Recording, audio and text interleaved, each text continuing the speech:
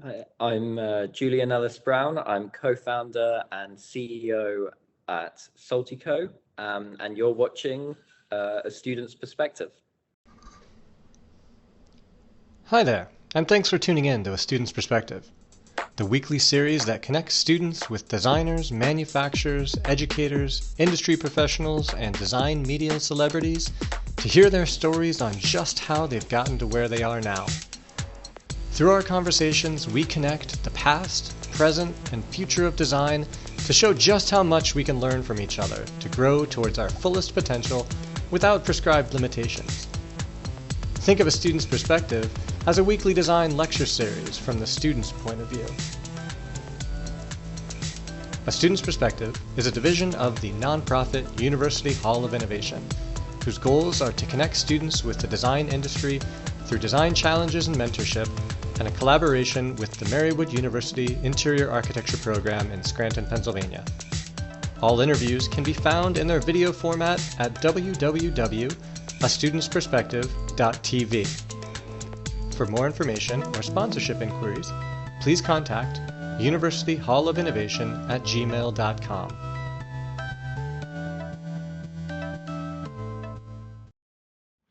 So today we are here with Julian Ellis-Brown, and I was wondering if you could just start by telling us a little bit about yourself. Hi, thank you very much for having me. I'm Julian. I'm co-founder and CEO of saltyco, and we're a UK-based startup developing next-generation textiles for the fashion industry. And what I suppose makes our company unique is that we're developing textiles from plants which are able to heal and restore damaged wetlands. Our mission is to connect the regeneration and restoration of some of our most valuable ecosystems on Earth to the production of healthier materials for the fashion industry. It's a pleasure to be here. I think that's so fascinating. Could you tell us a little bit more about how you came about this idea for your company? Absolutely. So this started when I met my co-founders, Neloufar, Antonia, and Finlay at Imperial College London and the Royal College of Art during a 2-year master's degree that we were a part of. And this was and it's an interdisciplinary course which enables lots of different backgrounds to come from. So the founders of saltyco are from 4 different countries, from 4 different backgrounds, and we kind of really came together to understand, to appreciate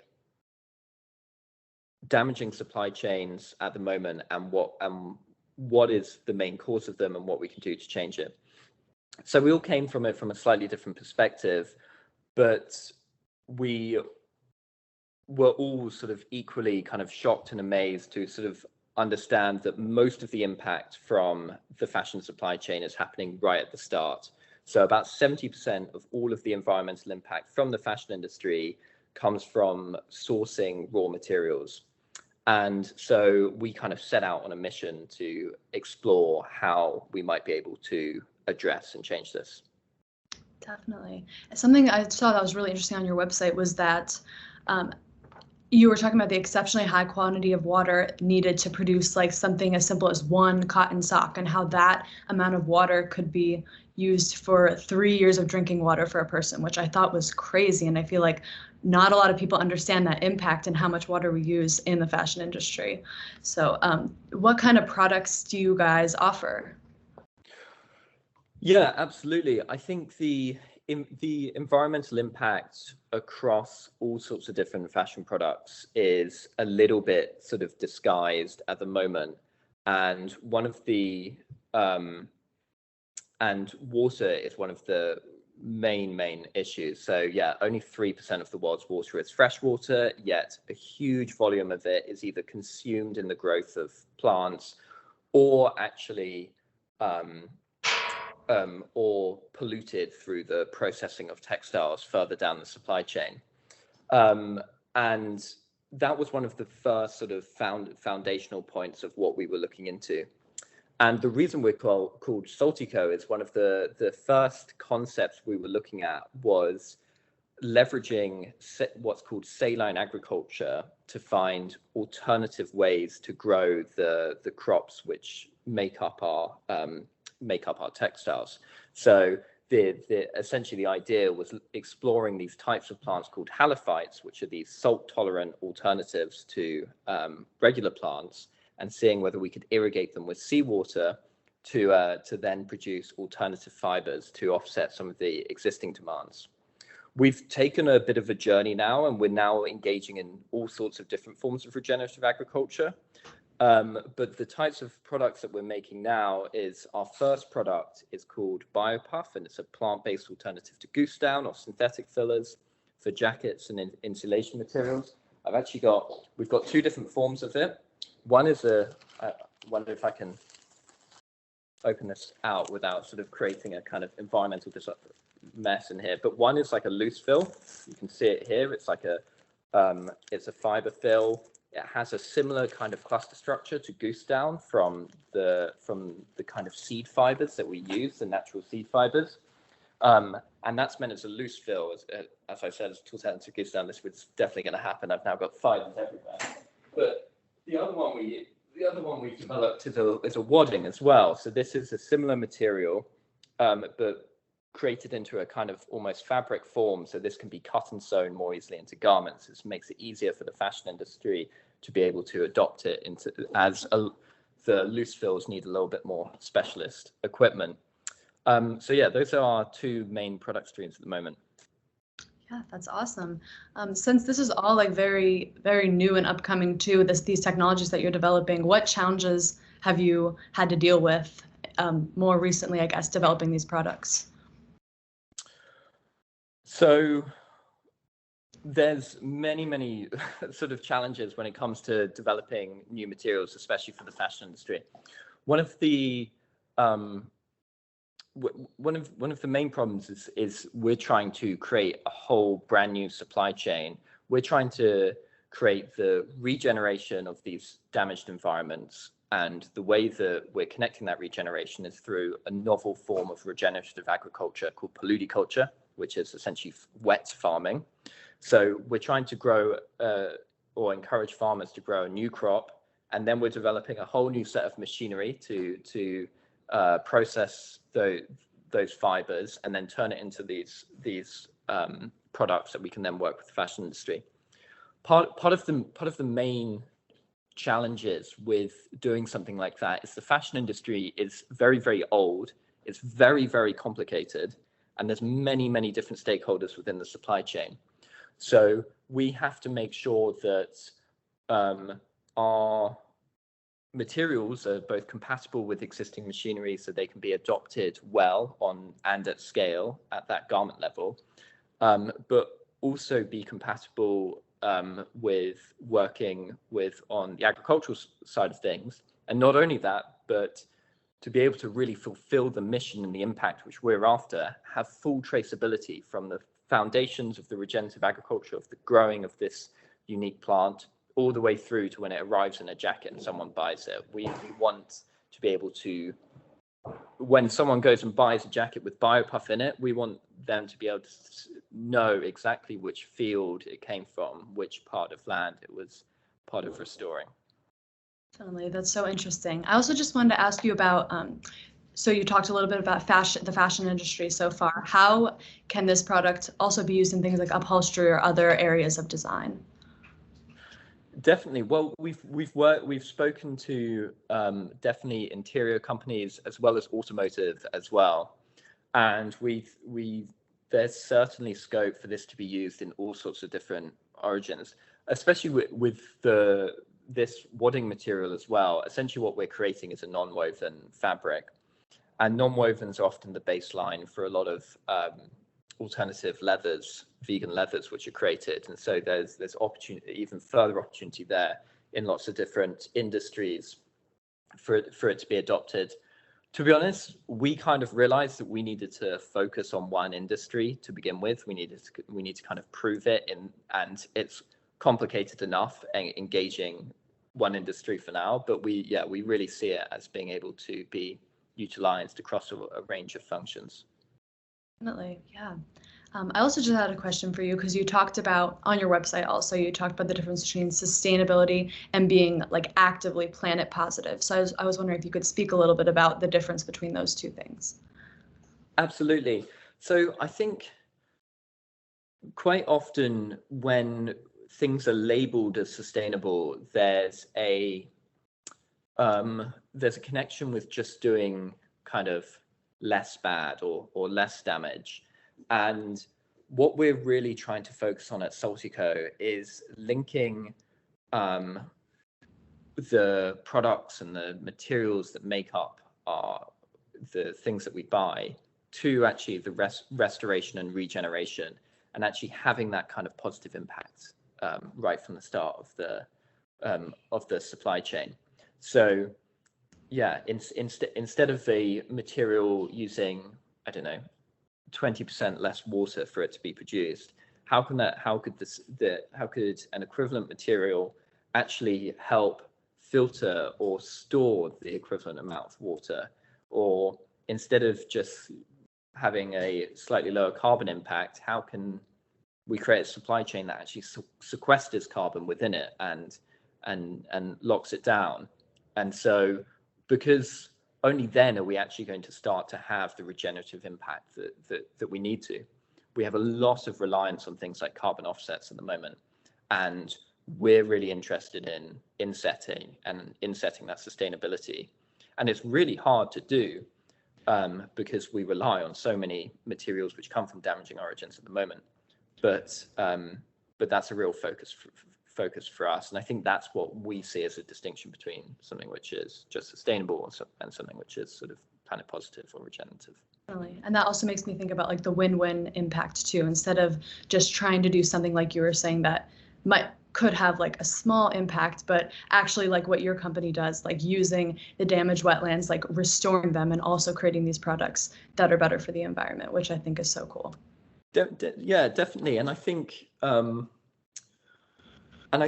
it kind of goes beyond that as well. We also want to be able to be in a situation where the farmers and the landowners who own these sort of drained or damaged wetlands are able to earn like a better income off us than they are off what they're conventionally growing, to actually enable their farms to be more resilient to things like drought and flooding in the future as well.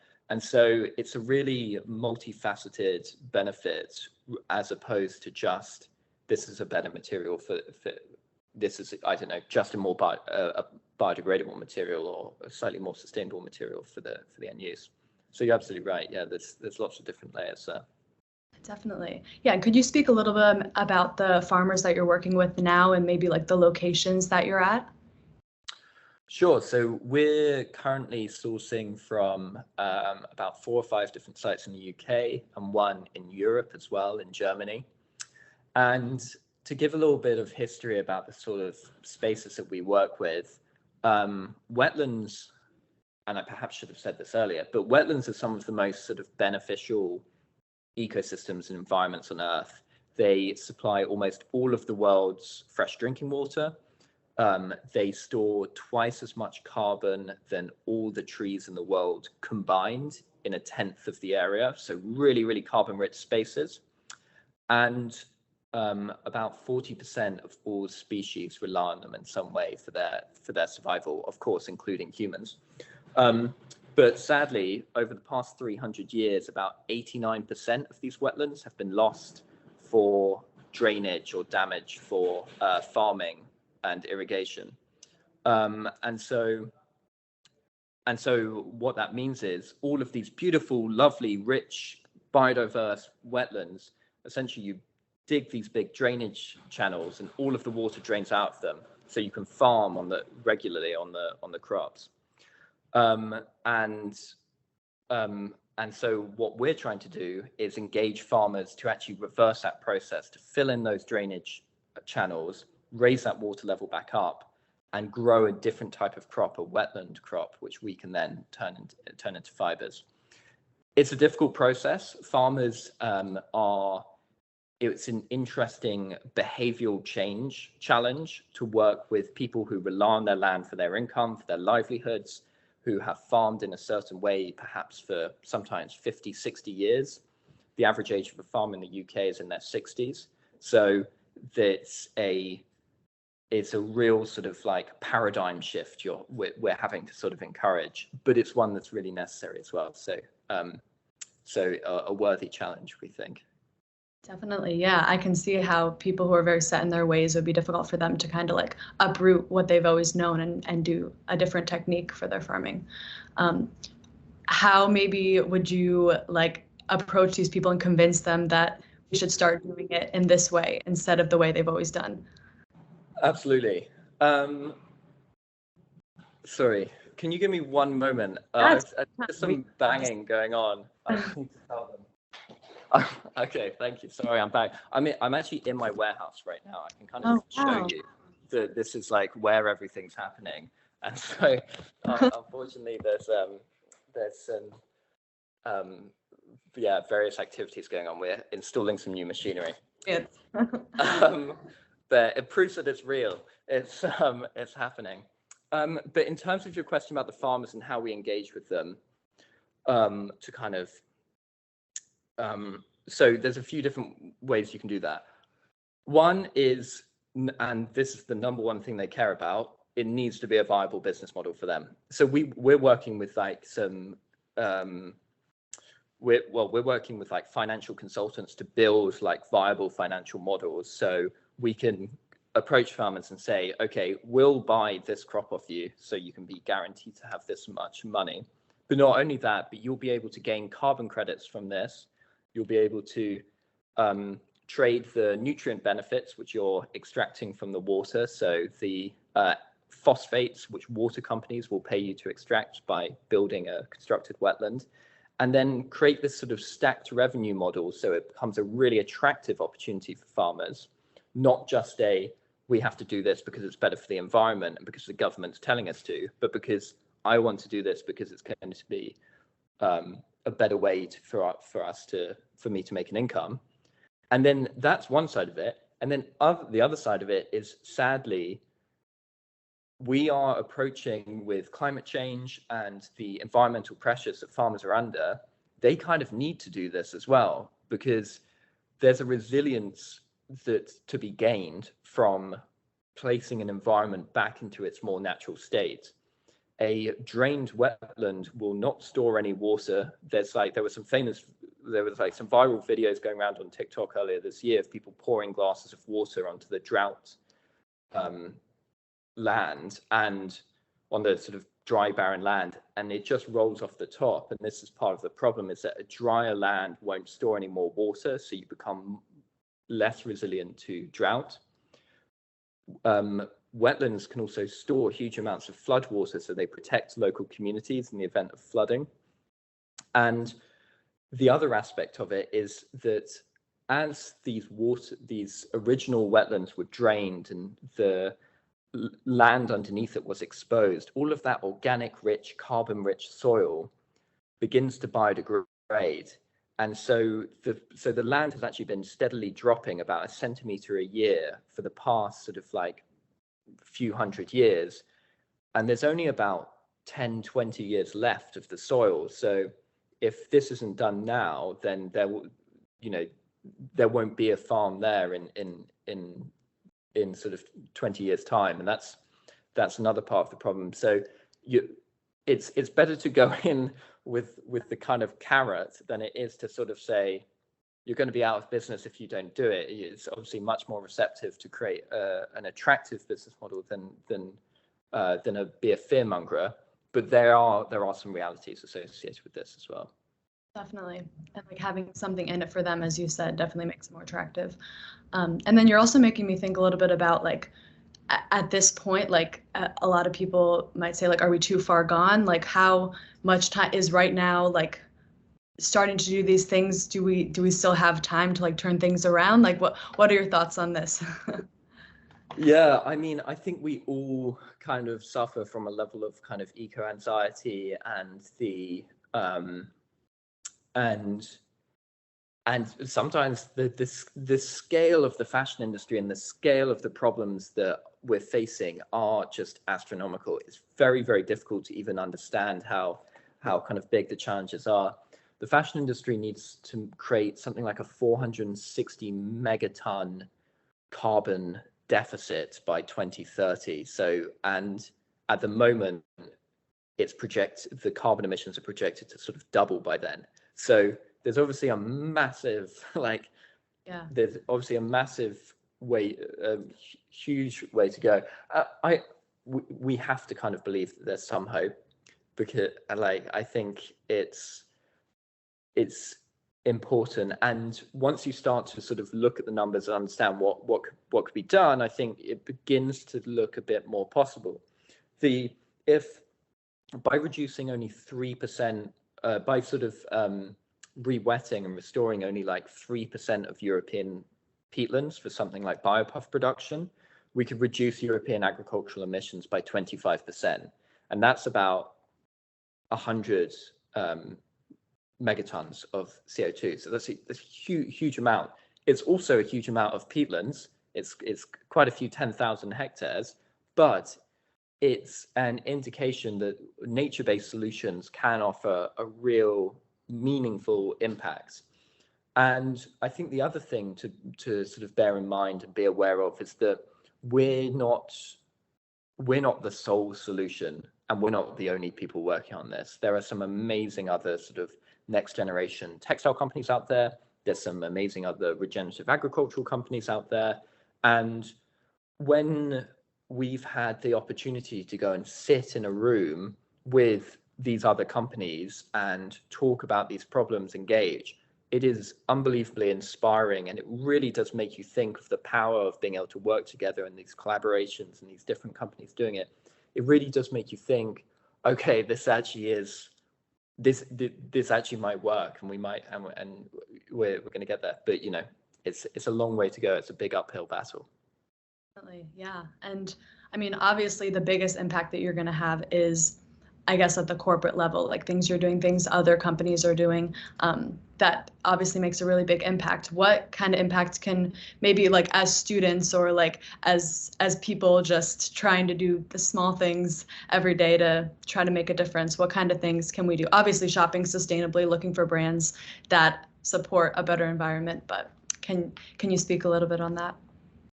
Absolutely. I think it's really hard as well. I think sometimes we can make best intentioned decisions, but because we don't have all of the information that we need accessible to us, they could be the wrong ones environmentally. I think it's a challenge. I think the best thing that we can all do is just try and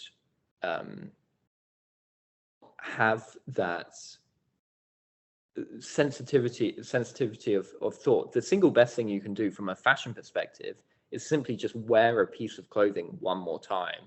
The average garment's just worn 7 times before it's thrown away. The lifetime of garments is criminally short. And so engaging in slower fashion, engaging in second hand is really important. And then, of course, being able to picking sort of companies which have transparent metrics alongside what they do. But I also recognize that that's actually really difficult for consumers as well. I think, especially in some parts of the world, it's going to take a little bit of time for policy to catch up. I think Europe's doing a really good job of that. I think North America has a little way to go with some of those policy directives as well.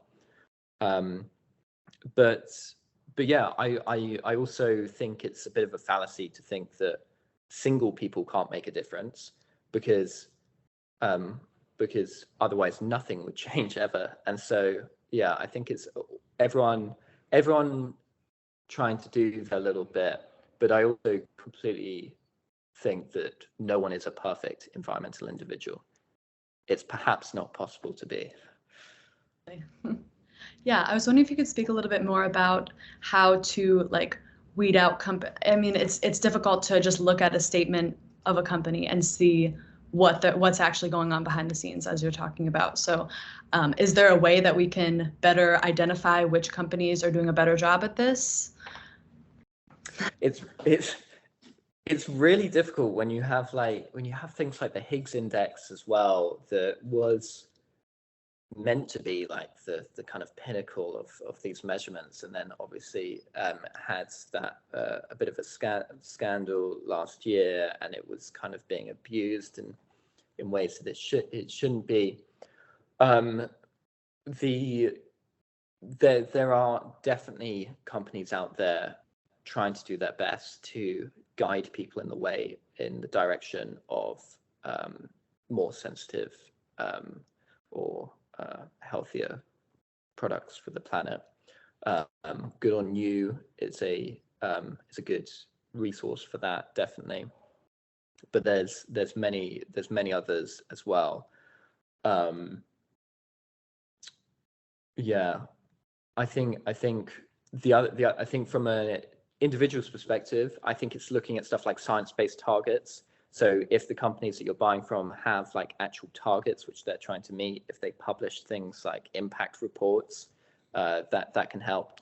But again, like I said, whilst individuals can do their bit, I think it really is up to sort of a mixture of policy and these companies taking responsibility to be able to provide. Because I feel like we can't expect every single person to have a really in-depth understanding of every single material that makes up their garments, or the carbon impact or anything like that. So I think my vision of a fashion industry is one where those metrics and those understandings of sustainability and that transparency is delivered to us in a really simple, easy way, so we can understand that when we go and buy a garment, it's got X carbon impact, and we can actually believe and trust the data there. And I believe it will happen, but I think it's going to take a little bit longer. Definitely. Yeah, I think that's great advice, because I believe a lot of people in our generation are looking to shop more sustainably, but just don't know where to start. So having things like what you said, like certain goals that the company is trying to meet, that's a good indicator of if they're on the right track. I want to switch gears a little bit and ask you, you have a very varied career path up until where you are today. Could you talk a little bit about your experiences, which ultimately led you to co-found saltyco? So, I mean, my experiences were, it was quite varied, but it also wasn't a particularly long path for me before I started saltyco. So I originally trained as a mechanical engineer and worked at various sort of companies, sort of places like Aston Martin, and other sort of like true sort of like engineering based companies that were really focused on manufacturing efficiencies, but also, you know, elements of beautiful design and things like that. And mechanical engineering, I think I kind of recognized wasn't really for me. I wasn't particularly good at it, but I did sort of fight my way through my undergraduate. And then I was actually at a party one day in London, and someone spoke about this course called Innovation Design Engineering, and it just sounded like the coolest thing to me. And so I went and engaged and sort of like looked at the application process, and I thought, okay, maybe I've got a shot at this. And very fortunately, I was accepted after stumbling my way through an interview to be a part of the program.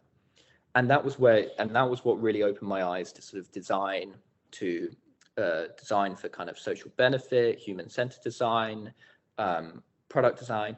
To be honest, I really didn't know what design was before I went to this degree. I think I thought all design was just product design, which I think is perhaps what a lot of people have as a preconception.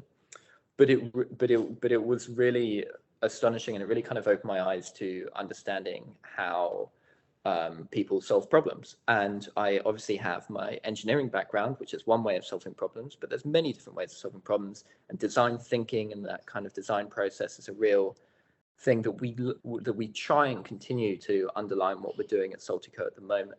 Even today now, it's the kind of fast iteration, prototyping, validation of concept that we work on, that we do week in, week out, which enables you to move sort of incrementally to hopefully a kind of more optimum solution. But that course, really sort of opened my eyes.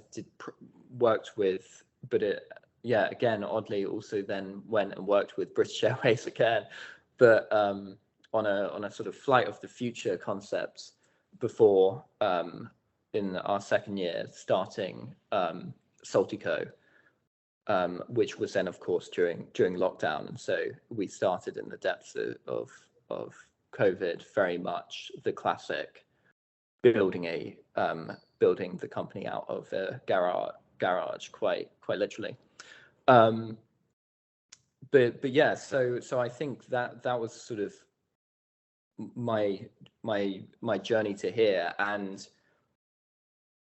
it was a fairly short one as well, in terms of I didn't go and work in loads of companies before starting Saltyco. I had no idea how to start a company. I had no idea what makes up a startup, or what makes up or even how to register it or anything like that.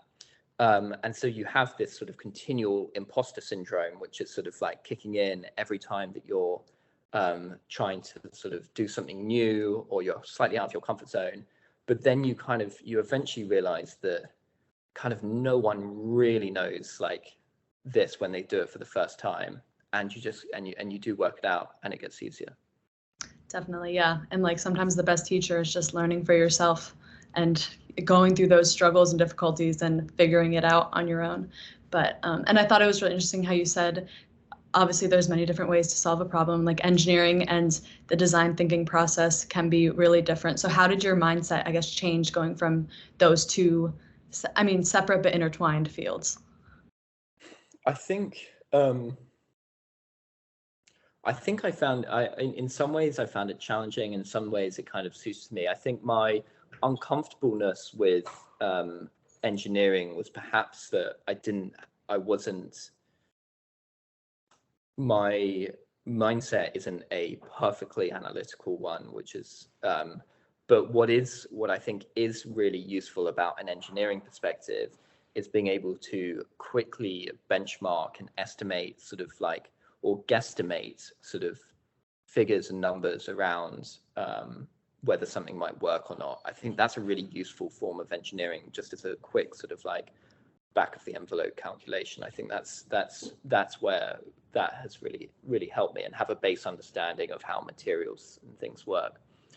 But then, yeah, moving to a more design perspective, and I think it really kind of opened my eyes, like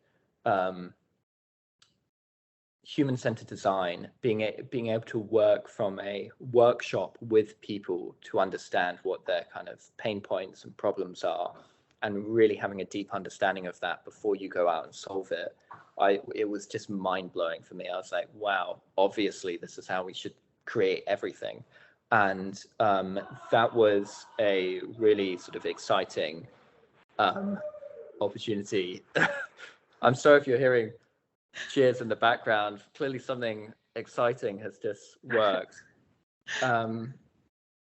But yeah, so for me, I think it was a fairly natural adoption. I didn't really find it difficult to move over to that, but it was a really different way of looking at it. Definitely. And I think that must have been so helpful to have the engineering background, but then realizing how impactful it is to have the personal aspect of it, and really understand how people work and how we design for people. Definitely. So obviously you started your company very young, and you started with a group of students. So I was wondering if you could just talk a little bit about that experience, any maybe like problems that you faced because you were so young, and maybe people thought you had lack of experience or whatever the case may be. So if you could just talk a little bit about that. Absolutely. So, I mean, I spoke a little bit towards sort of imposter syndrome and things like that, but which definitely do exist throughout. And I remember very clearly sort of our very first sort of presentation of saltyco, and like someone coming up and saying, "This is lovely, but it's just never going to work." And and it does make you think, well, maybe it won't. In a way, we were kind of blessed a bit with COVID, because we were graduating as sort of COVID hit, and the jobs market wasn't fantastic at the time, and everyone had gone home, and so we just had loads of time to work on it, and that gave us a kind of excuse, I guess, to sort of like just try it because we had the opportunity to. But also, I think we all really had this sort of idea and this passion that we had to try, and we had to try and see if we could do things differently. And so there are challenges, but I think, again, there's more and more opportunities now, especially for young people, to engage in entrepreneurialism in a meaningful way, and there's loads of support access out there. There's unbelievable numbers of incubators and accelerators that was our kind of first thing that we did. We kind of did back-to-back accelerators and incubators, applying for things. And they're really great because they're really intense. You learn a load. You don't remember 90% of it, but you do remember 10% of it. And then you do it again, and it gets a bit more and more inset the more it happens. And then I think the other reason why it kind of worked, even though we were fairly young, is that, and I say are fairly young, it's like, I think the other, this was only like 3 years ago, I must add, but the other thing which someone told me fairly early on, which I think was really valuable advice, which is, and I say this all the time, but it's like, find a company that's like 2 years ahead of you, or like 1 to 2 years ahead of you, because, and even better if they're in the same sort of space as your industry, because they've just solved the problems which you're trying to solve right now. And it just saves so much time if you can just text someone and be like, hey, what about this? What do you do? And people like to help people as well. And especially if they're facing the challenges that they're currently facing, it's, quite refreshing to be able to turn around to someone and be like, oh, we did it this way. And I think we're starting to do that for, the next sort of generation of really early stage startups who are essentially at idea stage as well, sort of being able to say, well, this is how this works. And so I think that can be a really helping hand, that sort of mentorships. And I think people talk about mentors as well, but mentors can change over time, and the sort of mentors you have can vary. So, and you'll need different types of people at different stages of your job, and of your sort of startup career. So I think that's a really important aspect of it. Yeah, so good. And I think it's especially interesting that you guys were starting everything during COVID and you had that time. Like, I feel like that was so key to be able to start everything up. And also what you said about networking and connecting with people, creating that sense of community, that's super good advice as well. Well, I'm going to wrap things up with the question that we ask everybody on the podcast, which is, if you could go back and tell your student self one piece of advice, what would you tell yourself? We've already touched upon a bunch of this probably, but if you could... Yeah, we definitely have. But I think one other thing is, like, I think things are more attainable than they sometimes seem when you're a student. As in, I think sometimes it looks like people have overcome these like unbelievable almost magical complex challenges in order to be able to be where they are today. But like, that is an intentional sort of like description that companies will put out, because of course they want things to make them seem more complex than perhaps they actually are. And I think that's I think that's perhaps where any of my confidence might have failed when I was younger as a student, was thinking that, you know, that like, this is amazing, but I don't think I could do that. And I think, it seems so cliche to say, and perhaps it's so much easier to say it in hindsight, but like, it really is possible. And it's like, and if you have the right sort of people around you, and you can call on perhaps the right resources, and let's be honest, if you get pretty lucky with some things, then it really can work out. Yeah, and you're such a great example of that. Yeah. Thank you so much. It's been a pleasure talking with you today. I really enjoyed our conversation. And for everybody watching right now, thanks for tuning into this week's episode. If you like this episode, don't forget to like, comment, and share, and join us next week as the conversation continues with a student's perspective. Thank you very much. We hope you liked this discussion with the design industry from a student's perspective. Please like, share, and comment, and stay tuned for more inspiring conversations to come.